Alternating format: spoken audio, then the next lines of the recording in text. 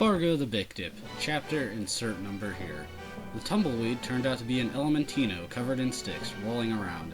Bargo and Steigo went over to it and took all the sticks off, and then they ate some bossberries.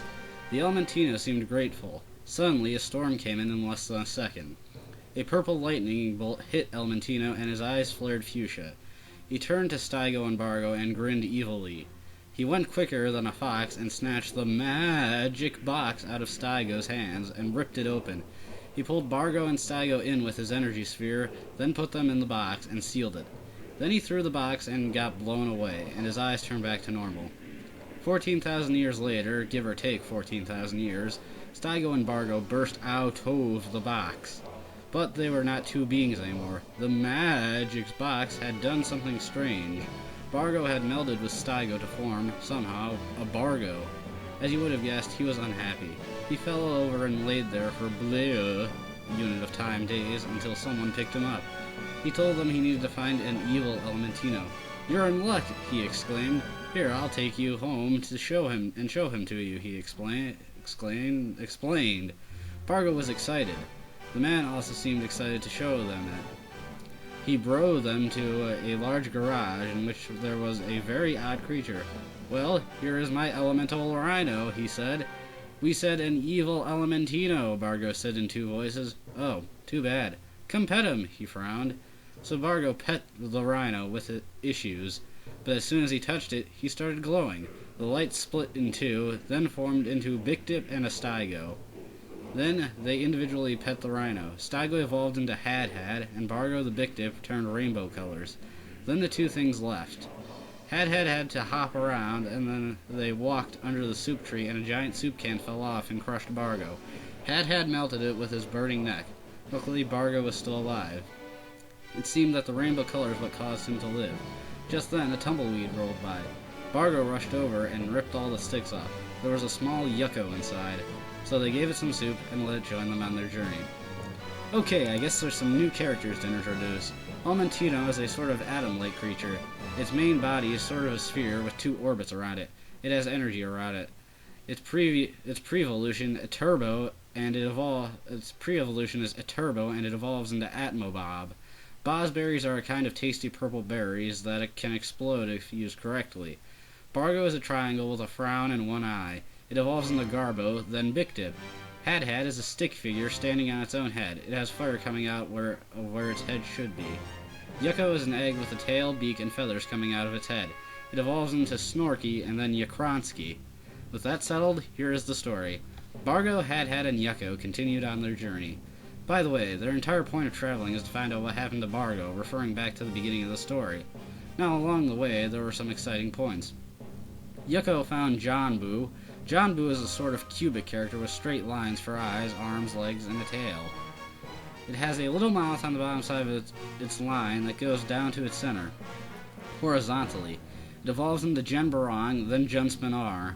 Yucco kept it as a pet. However, more importantly, they found a Yakronsky. When a first form beats its final evolution in a battle, it evolves. Had and Bargo weakened it, then Yucco finished it off with a wing whack and a beak hammer.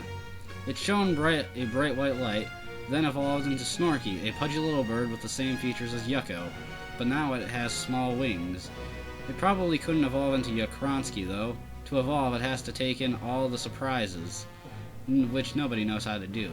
They continue to the city of Townsville. Powerpuff Girls rip off anyone? There, they met up with a random guy who was breakdancing, and he lost a pendant of some sort. Bargo picked it up and noticed the inscription of BFJ on the back. Not thinking it was much of importance, he left it on the ground, figuring the breakdancer might find it later. Suddenly, something arose from the shadows. At first, they didn't know what it could be. Then they noticed that it wasn't attacking them yet, which was a good sign. The figure started to step out of the shadow. For a fleeting instant, Bargo remembered the face half hidden in shadow. Then the figure was fully out of the shadow. He was a little hunched over, wearing mostly rags and a jacket. The Schmeigenhagen asked for some cheese because he was feeling depressed. Had gave him a block of cheese. Literally, it was a block-long piece of cheese. The Schmeigenhagen thanked him for the cheese and ate it 15/17 of a bite. John Boo got excited, and a bite ate a bite before the rest was eaten. Then he puked it up, and it turned into Junspinar. This was his chance to evolve. So Bargo got in the way of a Bosberry bomb attack, knocking him unconscious. But this gave Had just enough time. He used Neck Flame Torch, and took Junspinar down to a threat. John Boo touched him, and he died. So John Boo glowed green and turned into a Genbarong. This made him too big for Snorky. So the four companions finally went to sleep in a rundown hotel with most of its walls missing. Quick into. Schmeigenhagen is the evolution of Schmigenhagen. It looks sort of like a squirrel, but it still has the weird eyes and dumb face. Junbarong is a creature that looks slightly like a pill of medicine. It is more developed looking than John Boo, and its limbs are no longer simple lines. It has ears, a curly tail, and a cute face. Junspinar, its evolution, looks like it, but it has a horn on its tail, and it spins on it. It also has a strange antenna coming out of its head in two places, but it connects. Back to the story. In the hotel, it was evidently very crappily made. There was only one room where all four of them had to sleep. Had couldn't sleep in the bed because it would set aflame. Snorky slept in a makeshift nest on the TV, and Genbarong and Bargo slept in the bed. At 2:89 a.m., there was a rapping on the door. It was a Kez. Kez is a completely round pig with a spiky thing on its head and a curly tail. Yo, I got something to sell. What? It's 10 to 3 in the morning, said Had. I was selling all the surprises for a lousy $9.99. $99. $1,000? No way! Suddenly, Snorky went crazy.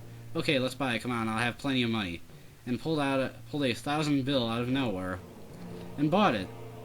It was in a nice little package. Over the next few weeks, Snorky took in all the surprises, by getting surprised or startled in every way possible. One was getting shot in the back with a freezing cold water gun, which got Genbarong a little, causing it to evolve into Junspinar as well. After about a month in the roach-infested hotel, Snorky finally evolved.